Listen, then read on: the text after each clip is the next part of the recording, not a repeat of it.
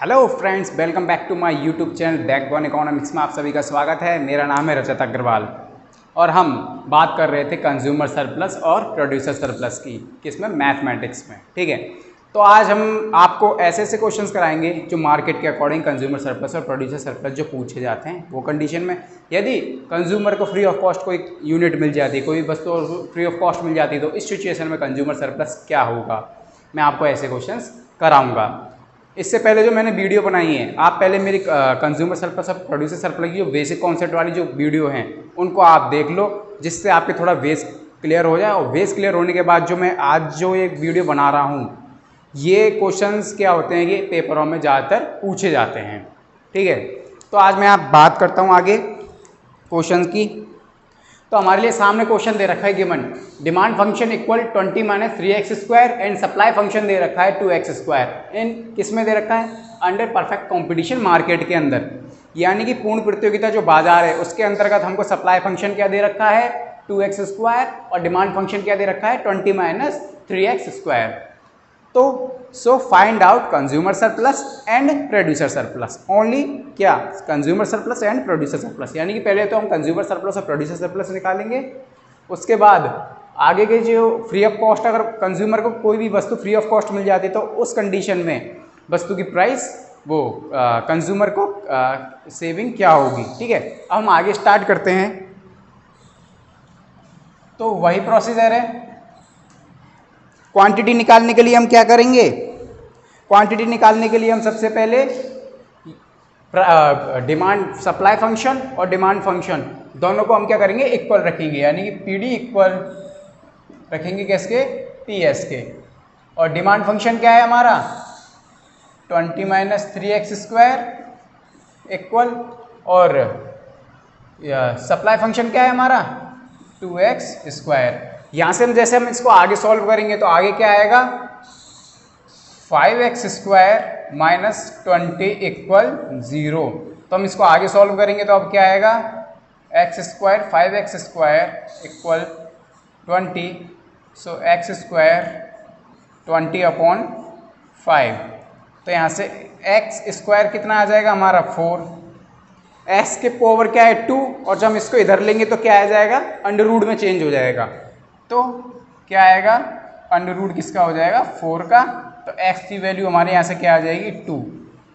4 का under root क्या होता है, 2। तो यहाँ से हमारे लिए x की वैल्यू यानी क्वांटिटी की वैल्यू हमारी कितने आ गई, 2। अब हम x की वैल्यू को चाहे हम डिमांड फंक्शन में रख दें चाहे हम सप्लाई फंक्शन में रख दें, दोनों में हमारी प्राइस एक ही आएगी। तो हम रखते हैं, चलो आगे करते हैं। तो हम डिमांड फंक्शन में इसकी वैल्यू रखते हैं 20 माइनस 2, यानी कि 3 2 का स्क्वायर। अब यहाँ से करेंगे 4 इंटू 3, यहाँ से हमारी प्राइस निकल करके क्या आ जाएगी, 28 माइनस 4 8। यहाँ से हमारी प्राइस क्या निकल करके आ गई, 8 निकल करके आ गई, और x की वैल्यू क्या निकल करके आई है हमारे लिए 2। ओके, यानी कि अब तो हमारे लिए पहले तो x की वैल्यू आ गई, क्वांटिटी की वैल्यू आ गई, और एक हमारे लिए क्या आ गई, प्राइस की वैल्यू आ गई। अब हम इसको आगे सॉल्व करते हैं। अब हम निकालते हैं कंज्यूमर सरप्लस। कंज्यूमर सरप्लस का वही फॉर्मूला है, इंटीग्रेशन किसका करेंगे, डिमांड फंक्शन का, माइनस प्राइस इनटू क्वांटिटी यानी कि टोटल प्राइस। तो यहाँ से क्या हो जाएगा, 0 पर हमारा ये x है, ठीक है ना। तो इंटीग्रेशन 0 पर x की वैल्यू क्या है हमारी, 2। डिमांड फंक्शन क्या है हमारा, 20 minus 3x square, minus price कितनी आई है हमारी 8, और x की वैल्यू कितनी है 2, 8 इंटू 2। जब इसका इंटीग्रेशन करेंगे तो क्या होगा, यहाँ से 20x minus 3x square plus 1 upon 2 plus 1, और यहाँ से हमारा 8 इंटू 2 करेंगे तो क्या आ जाएगा, 16। ओके, 0 पर 2 प्लस 1 3, और ये ऊपर हमारा क्या है 3, तो हमारे 3 से 3 ये कट गया। अब इसके बाद जो x की वैल्यू है, x की वैल्यू क्या निकल के आई है 2, हम x की वैल्यू को पुट कर देंगे इसमें। ओके, जब x की वैल्यू को पुट करेंगे तो 20x क्या है 2 माइनस होगा क्या है पावर 3 माइनस 16। ओके, आगे क्या करेंगे 40 माइनस 8। ओके, फिर माइनस कर देंगे 16 का। तो हमारे लिए ये क्या निकल करके आई है आपके लिए, कंज्यूमर सरप्लस हमारे लिए क्या निकल करके आया है, इसको जब हम जोड़ देंगे 24 यानी कि 16। कंज्यूमर सरप्लस का निकल करके आया है हमारे लिए 16। कब, जब उसको वस्तु फ्री ऑफ कॉस्ट नहीं मिली है। ये जब कॉस्ट क्या है, प्राइस क्या है वस्तु की, जब 8 रुपीज़ पे प्राइस है, तो इस सिचुएशन में कंज्यूमर सरप्लस क्या होगा 16 होगा। ओके, अब हम बात करते हैं किसकी, प्रोड्यूसर सरप्लस की। अब प्रोड्यूसर सरप्लस की बात करते हैं तो प्रोड्यूसर सरप्लस का ही वही फॉर्मूला है, price into quantity minus integration किसका करते हैं हम, सप्लाई फंक्शन का। ओके, सप्लाई फंक्शन का हम इंटीग्रेशन करेंगे, आगे सॉल्व करेंगे। प्राइस इनटू क्वांटिटी हमको यहाँ पे एक्स के रूप में प्रेजेंट कर रखी है, ठीक है। प्राइस कितनी है हमारी यहाँ पर 8, क्वांटिटी कितनी है हमारी यहाँ पर 2, ठीक है ना। प्राइस 8 इंटू 2 माइनस इंटीग्रेशन 0 पर x, 0 पर x, और x की वैल्यू क्या है हमारे लिए 2, तो हम यहाँ पर रख देंगे 2। सप्लाई फंक्शन क्या है 2x स्क्वायर का इंटीग्रेशन। जब हम इसको आगे सॉल्व करेंगे 8 इंटू 2 करेंगे तो क्या आएगा 16, 16 माइनस 0 पर 2, इसका इंटीग्रेशन करने पर क्या आएगा 2 प्लस 1 अपॉन 2 प्लस 1। ओके, आगे हम इसको सॉल्व करते हैं। हम अब क्या करते हैं, हम x की वैल्यू पुट करते हैं इसके अंदर, ठीक है। x की वैल्यू क्या है 2 की पावर 3 अपॉन 3। जब हम इसको आगे सॉल्व करेंगे 16 माइनस आगे क्या आएगा 2 की पावर क्यूब यानी कि 8 का इंटू अगर हम किससे करेंगे 2 से करेंगे तो कितना आएगा 16 डिवाइडेड बाय 3 करेंगे तो क्या आ जाएगा हमारे लिए 5.33। तो अब आपका प्रोड्यूसर सरप्लस निकल करके क्या आएगा, प्रोड्यूसर सरप्लस निकल करके आएगा 16 माइनस 5.33 इक्वल ये आपके हो जाएगा, अब ये आपका निकल कर आएगा 10.67। ये क्या निकल करके आया है वो आपका प्रोड्यूसर सरप्लस। ओके, इसमें हमने एक तो कंज्यूमर सरप्लस निकाल लिया, एक दूसरा हमने प्रोड्यूसर सरप्लस निकाल लिया। अब बात रही, अब वो क्या कह रहा है, item is received free of cost. यदि कंज्यूमर को आइटम फ्री ऑफ कॉस्ट मिल जाए तो उस सिचुएशन में कंज्यूमर सरप्लस क्या होगा। अब मैं उसकी बात करता हूं, ठीक है। ओके, हमारी प्राइस क्या है, यहां पर प्राइस क्या है डिमांड फंक्शन। मैंने आपको बताया था डिमांड फंक्शन हमारी क्या होती है, प्राइस होती है, ठीक है ना। अगर प्राइस हमारी 0 हो जाती है, प्राइस हमारी क्या हो जाती है 0, तो हमारे पहले डिमांड फंक्शन क्या दे रखा है, प्राइस क्या दे रखी है हमारी 20 माइनस 3x स्क्वायर। और जब हमारी प्राइस ही 0 हो जाएगी तो यानी कि 0 बराबर क्या है 20 माइनस 3x स्क्वायर। तो अब यहाँ से क्या हो जाएगा 20 बराबर 3x स्क्वायर, और जब हम x की वैल्यू यहाँ से निकालेंगे तो क्या होगा 20/3। 20/3 जब हम निकालेंगे तो x स्क्वायर बराबर कितना आ जाएगा आपका यहाँ से 6.67। और जब स्क्वायर है x स्क्वायर है, स्क्वायर जब यहाँ जाएगा तो अंडर रूट में आ जाएगा, और अंडर रूट क्या होता है 6.67 का अंडर रूट क्या होगा, अंडर रूट क्या होगा 2.58। तो यानी कि यहाँ पर हमारी x की वैल्यू क्या निकल करके आई है 2.58। ओके, अब हम इंटीग्रेशन करते हैं, ठीक है। अब हम इंटीग्रेशन करते हैं तो कंज्यूमर सरप्लस का आपको फॉर्मूला पता होना ही चाहिए। इंटीग्रेशन किसका करेंगे हम, डिमांड फंक्शन का ही करेंगे। कंज्यूमर सरप्लस निकालने के लिए इंटीग्रेशन किसका करते हैं, डिमांड फंक्शन का करते हैं, तो हम वही रख देंगे इंटीग्रेशन डिमांड फंक्शन। वैल्यू क्या आई है x की 2.58, और डिमांड फंक्शन क्या है हमारा 20 माइनस 3x स्क्वायर है। ओके, माइनस प्राइस हमारी कितनी है, अब प्राइस इन टोटल प्राइस रखनी होती है ना हमको, यहाँ पर प्राइस इनटू क्वांटिटी करते हैं हम। तो प्राइस हमारी अब कितनी है, प्राइस तो हमारी 0 है। 0 इंटू क्वान्टिटी कितनी निकल करके आई है, 2.58। 2.58 हमारी क्वांटिटी निकल करके आई है। अब हम इसको आगे सॉल्व करते हैं। अगर हम इसको आगे सॉल्व करेंगे तो अब क्या आएगा निकल करके, जब हम इसको खोलेंगे इंटीग्रेट करेंगे 20x minus 3x square plus 1/2 plus 1, okay 0 पर 2.58, ओके।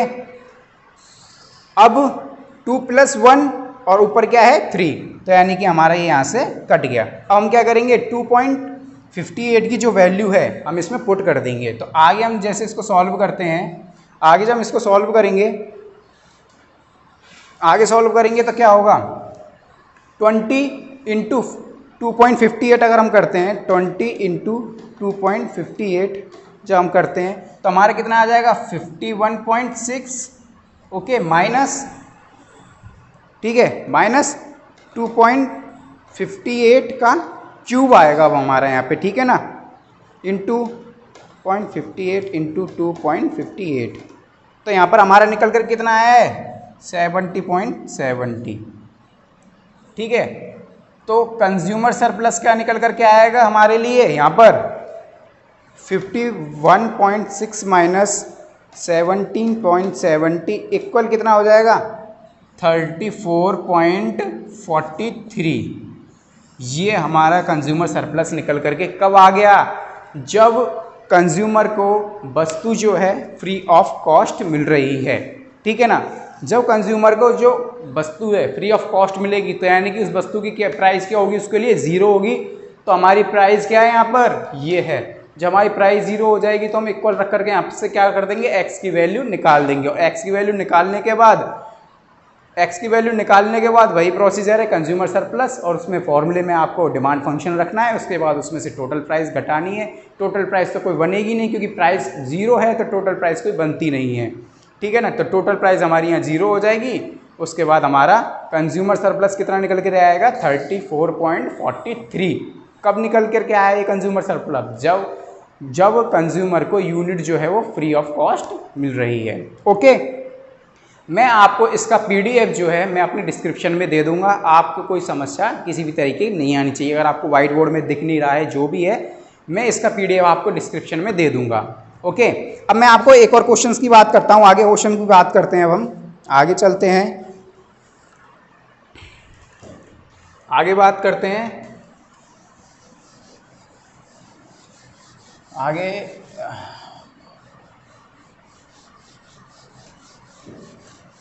इसके अलावा आपको अगर मेरी कोई भी वीडियो में किसी भी तरीके की दिक्कत आए तो आप मेरे को कमेंट बॉक्स में ज़रूर बताएं, ठीक है, कि सर की कोई दिक्कत आ रही है या फिर इस टॉपिक पर आप वीडियो बनाइए, तो मैं इस टॉपिक पर आपके लिए वीडियो बनाऊंगा। ये क्वेश्चंस ऐसे क्वेश्चंस हैं जो एग्ज़ाम में ज़्यादातर पूछे जाते हैं, ओके।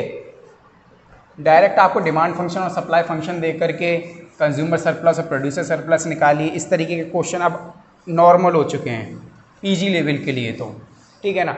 वो हमको क्या देंगे, मार्जिनल रेवेन्यू दे देंगे, मार्जिनल कॉस्ट दे देंगे, CSPS निकालो, कैसे निकालोगे, ठीक है, ओके। अब हम आगे चलते हैं। आगे हमारे लिए क्वेश्चन दे रखा है, आगे हमारे लिए क्वेश्चन दे रखा है, यदि डिमांड फंक्शन दे रखा है हमारे लिए। डिमांड फंक्शन क्या दे रखा है, डिमांड फंक्शन हमको यहाँ पर AR कह सकते हैं हम उसको, या हम उसको P कह सकते हैं। मैंने जो पहली जो वीडियो बनाई है कंज्यूमर सरप्लस की, उसको आप ज़रूर देख लेना।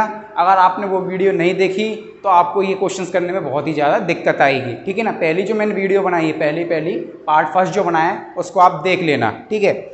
अब मैं बात कर रहा हूँ कंज्यूमर डिमांड फंक्शन जो दे रखा है हमारे लिए 20 minus 4x square, and supply function दे रखा है, सॉरी सप्लाई फंक्शन नहीं दे रखा हमको, मार्जिनल कॉस्ट दे रखी है हमको यहाँ पर। हमको यहाँ क्या दे रखी है, मार्जिनल कॉस्ट दे रखी है कितनी 2x + 6 दे रखी है, ओके। और मार्केट कौन सा है, कौन से मार्केट के अंदर दे रखी है हमको, मोनोपोली मार्केट के अंदर दे रखा है, ठीक है ना। Given demand function equal 20 minus 4x square and marginal cost 2x + 6 under monopoly market, so find out consumer surplus. Okay, तो इस सिचुएशन में हम कंज्यूमर सरप्लस कैसे निकालेंगे उसकी बात हम आगे करते हैं। ठीक है, अब कंज्यूमर सरप्लस हम निकालने के लिए वही प्रोसीजर है। ठीक है, मैंने आपको एक बात बताई थी कि जो कंज्यूमर सरप्लस मोनोपोली मार्केट अगर आपने पढ़ा हो, मोनोपोली मार्केट में क्या होता है, मोनोपोली मार्केट में MR बराबर MC के होता है, यानी कि मार्जिनल रेवेन्यू इक्वल किसके होता है, मार्जिनल कॉस्ट के। तो यहाँ पर हम एवरेज रेवेन्यू इक्वल रख करके मार्जिनल कॉस्ट के इक्वल रख तो नहीं रख सकते, क्योंकि मोनोपोली मार्केट के अंदर क्या होता है, मार्जिनल रेवेन्यू किसके इक्वल होता है, मार्जिनल कॉस्ट के होता है। अगर हमको यहाँ पर क्या निकालना है, क्वांटिटी निकालनी है, एक्स की वैल्यू निकालनी है, तो पहले हमको एवरेज रेवेन्यू से मार्जिनल रेवेन्यू निकालनी होगी, और जब हम मार्जिनल रेवेन्यू को मार्जिनल कॉस्ट के इक्वल रखकर जब वहाँ से एक्स की वैल्यू निकालेंगे। यहाँ पर मार्केट कौन सा पूछा हुआ है, मोनोपोली, तो मोनोपोली में मार्जिनल रेवेन्यू इक्वल किसके होता है, मार्जिनल कॉस्ट के। तो हम आगे बात करते हैं। तो एवरेज रेवेन्यू से अगर हमको मार्जिनल रेवेन्यू निकालना है तो आपको रेवेन्यू जो कॉस्ट एंड रेवेन्यू के जो मैथमेटिक्स जो क्वेश्चंस आते हैं वो आपको मालूम होने चाहिए। अगर नहीं मालूम है तो मैंने कंज्यूमर सरप्लस और प्रोड्यूसर सरप्लस का पार्ट 2 बनाया है, उसमें मैंने ये बताया है कि टोटल रेवेन्यू से एवरेज रेवेन्यू कैसे निकलता है, मार्जिनल रेवेन्यू कैसे निकलता है। अब हम आगे बात करते हैं। तो हमको पहले एवरेज रेवेन्यू से मार्जिनल रेवेन्यू निकालना है, तो एवरेज रेवेन्यू से डायरेक्ट मार्जिनल रेवेन्यू नहीं निकल पाता। एवरेज रेवेन्यू से पहले हमको टोटल रेवेन्यू निकालना होगा, फिर टोटल रेवेन्यू से हमारा क्या निकलेगा, मार्जिनल रेवेन्यू निकलेगा। तो हम स्टार्ट करते हैं। तो हमारे लिए एवरेज रेवेन्यू क्या दे रखा है, यहाँ पर एवरेज रेवेन्यू दे रखा है 20 माइनस 4x स्क्वायर। ओके, अगर हमको टोटल रेवेन्यू निकालना है तो हमको एवरेज रेवेन्यू में इंटू किसका करना होगा, x का। ठीक है ना, तो यानी कि total revenue 20x minus 4x की पावर क्या हो जाएगी, क्यूब। ओके, और जब हमको टोटल रेवेन्यू से मार्जिनल रेवेन्यू निकालना होता है तो हम क्या करते हैं, टोटल रेवेन्यू का क्या करते हैं, अवकलन करते हैं, डिफरेंशिएशन करते हैं। ठीक है ना, तो मार्जिनल रेवेन्यू कैसे निकलेगा, अब यहाँ से हमारा marginal revenue equal changing total revenue upon changing x. तो यहाँ से हमारा ये निकल कर क्या आ जाएगा, मार्जिनल रेवेन्यू 20 माइनस 3 का इंटू इससे हो जाएगा और एक इससे माइनस कर देंगे, यानी कि 12x स्क्वायर। तो हमारा यहाँ से मार्जिनल रेवेन्यू क्या निकल कर आया है, 20 माइनस 12x स्क्वायर। अब ये देखिए, मोनोपोली मार्केट में x की वैल्यू निकालने के लिए हमको क्या करना होगा, मार्जिनल रेवेन्यू मार्जिनल कॉस्ट के बराबर रखना होगा। तो हमारा यहाँ पर मार्जिनल रेवेन्यू आ चुका है और सेकंड हमारा क्या है, यहाँ पर मार्जिनल कॉस्ट। अब हम इन दोनों को इक्वल रख करके पहले x की वैल्यू निकालेंगे।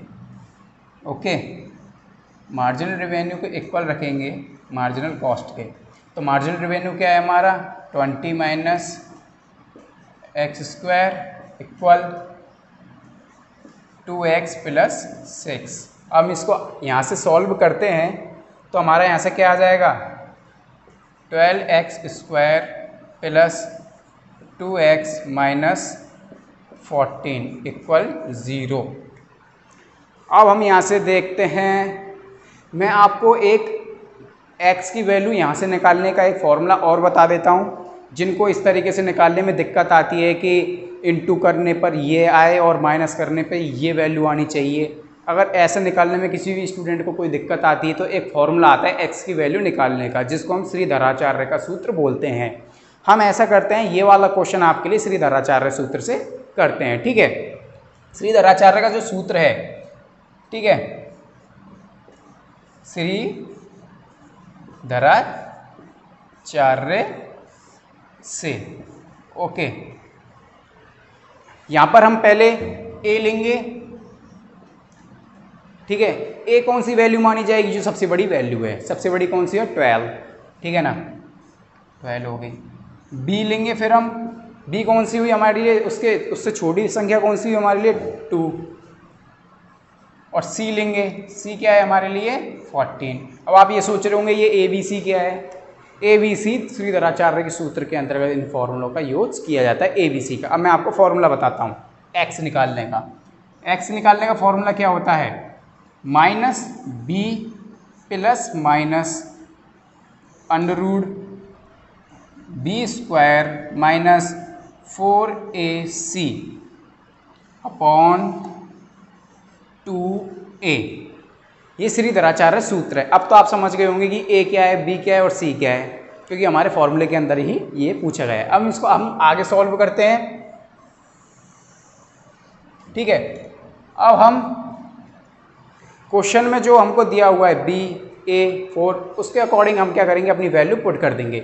सबसे पहले क्या दिया हुआ है, माइनस b, तो v कितना है हमारा 2, तो यहाँ पर क्या दिया हुआ माइनस b, तो यानी कि हमारा क्या हो जाएगा -2 प्लस माइनस, ठीक है, अंडर रूट में क्या है v का स्क्वायर यानी कि 2 का स्क्वायर क्या हो जाएगा यहाँ पर हमारा 4, ठीक है, माइनस 4a कितना है हमारा यहाँ पर 4 का इंटू अगर हम 12 से करेंगे, यानी कि देखो अब आप समझो यहाँ पर 4a की वैल्यू क्या है 12, c की वैल्यू क्या है -14, ये क्या निकल के आ रहा है हमारा 4ac। ओके, और ब्रैकेट अपॉन में क्या है इसके 2a की वैल्यू क्या है हमारे लिए यहाँ पर 12। आगे सॉल्व जब हम इसको करेंगे तो -2 प्लस माइनस, अब ब्रैकेट में जो संख्या है उसका हम करेंगे 4 माइनस, जब 4 का इंटू 12 से करेंगे, इंटू करेंगे हम किससे 14 से, तो हमारा यहाँ पर माइनस की यहाँ संख्या है और ये हमारी यहाँ पर भी माइनस की, तो माइनस माइनस क्या हो जाएगा यहाँ पर प्लस, और ये निकल कर के आया हमारा 672 अपॉन 24।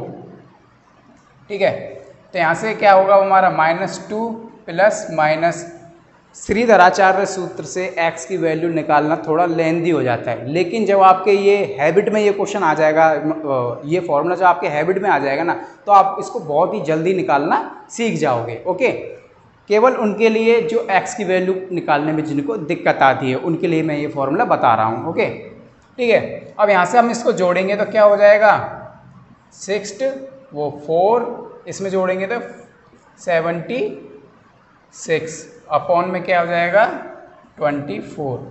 ठीक है, अब 676 का अंडर रूट क्या होता है, सॉरी 676 का अंडर रूट 26 होता है। ठीक है, तो यानी कि माइनस प्लस माइनस, यहाँ से हमारा क्या अंडर रूट खुल जाएगा, तो क्या निकल कर आ जाएगा 26 अपॉन में क्या है 2। ओके, अब हम जिसको आगे सॉल्व करते हैं प्लस और एक बार माइनस, ठीक है ना। अब हमको क्या करना है, एक बार तो इस संख्या को प्लस करना है और एक बार इसको हमको माइनस करना है।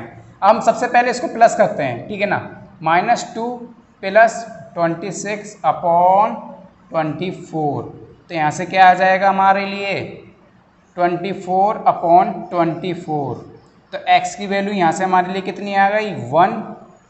ठीक है ना, एक तो हमारे लिए x की वैल्यू क्या आ रही है 1 आ रही है। और अगर हम आगे सॉल्व करते हैं इसको आगे और सॉल्व करते हैं,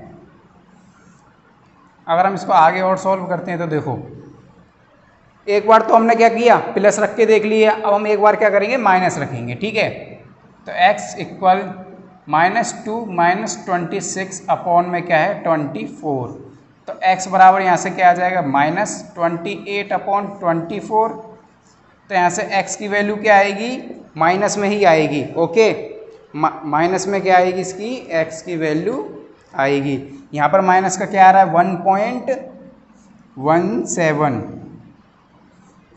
ओके, और मैंने आपको ये बता ही दिया है कि क्वांटिटी x की वैल्यू हम कभी भी माइनस में नहीं लेते हैं, इसलिए हम क्या है हमारी x की वैल्यू क्या निकल करके आई है 1।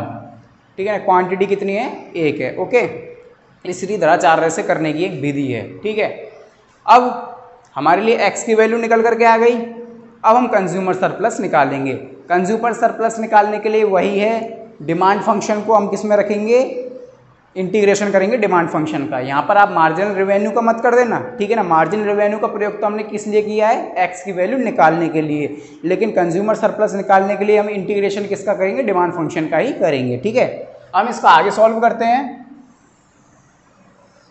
जब हम इसको आगे सॉल्व करेंगे तो कंज्यूमर सरप्लस वही फॉर्मूला इंटीग्रेशन किसका एवरेज रेवेन्यू दे रखा है हमको यहाँ पर dx minus price into quantity.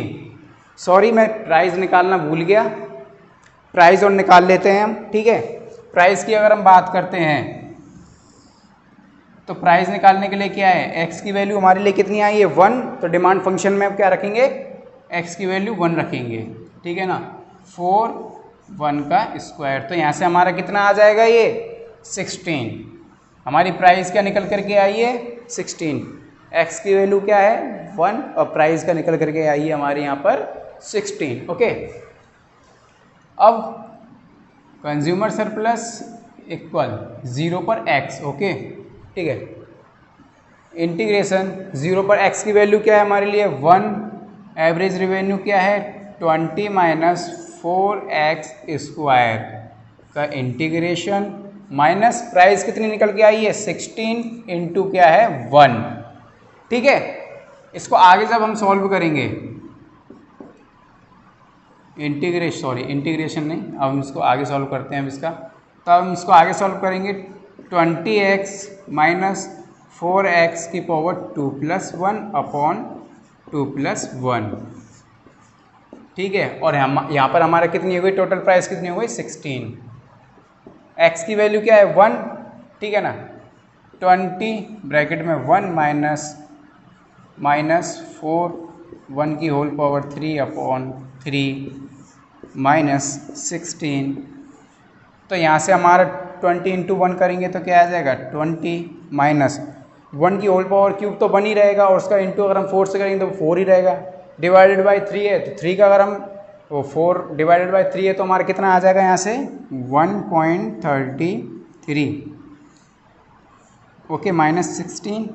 तो यहाँ से हमारा कंज्यूमर सरप्लस क्या निकल करके आया, पहले हम 20 में से 1.33 लेस करते हैं तो यहाँ पर आता है हमारा 18 माइनस 67 माइनस 16 का अगर हम इस माइनस करेंगे तो क्या निकल करके आएगा, तो कंज्यूमर सरप्लस जो निकल करके आएगा वो 2.67 निकल करके आएगा, will be your answer. Consumer surplus और प्रोड्यूसर सरप्लस में कुछ भी नहीं है, एक बार अगर आपको समझ में आ जाते हैं ये क्वेश्चन, वैसे मैंने समझ में आएंगे क्यों नहीं, क्योंकि मैंने आपके लिए बेसिक कॉन्सेप्ट की जो वीडियो जो बनाई है आप उनको देखोगे तो आपके दिमाग में बिल्कुल अच्छी तरीके से सेट हो जाएंगी।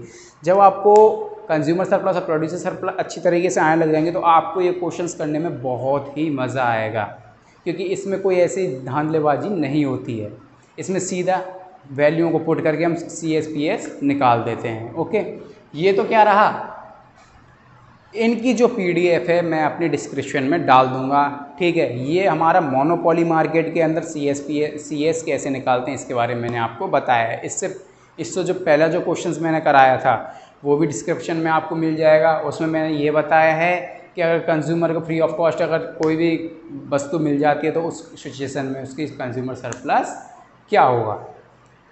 अगर आपको मेरी वीडियो अच्छी लगी है आप मेरी वीडियो को लाइक एंड सब्सक्राइब ज़रूर करें, और आपको किसी भी मैथमेटिक्स से किसी भी टॉपिक में कोई दिक्कत आती है तो कमेंट बॉक्स में ज़रूर बताएं। ज़रूरी नहीं है कि मैथमेटिक्स में ही आए, स्टैटिक्स में भी आ सकती है। आपको स्टैटिक्स में median, board, regression, correlation index, जिसमें भी आपको कोई दिक्कत है आप मेरे को कमेंट बॉक्स में ज़रूर बताएं, मैं उसके लिए वीडियो आपके लिए ज़रूर बनाऊँगा। Okay, thank you.